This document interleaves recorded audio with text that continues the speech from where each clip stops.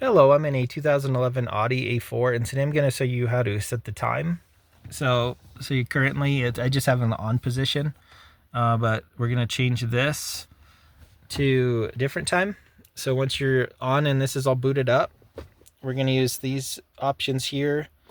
We're going to setup, and then you can use this to scroll around, this to select, and then these select your corner buttons. So we're going to go to setup. So we'll push setup first. And then from here, you see how it's got time up in the top corner. So we're going to hit this top corner button to select time. So we're on time. And then same with this, then you can scroll around and select with this. So we'll go to the top, select, and then change it whatever direction you need. And that's it.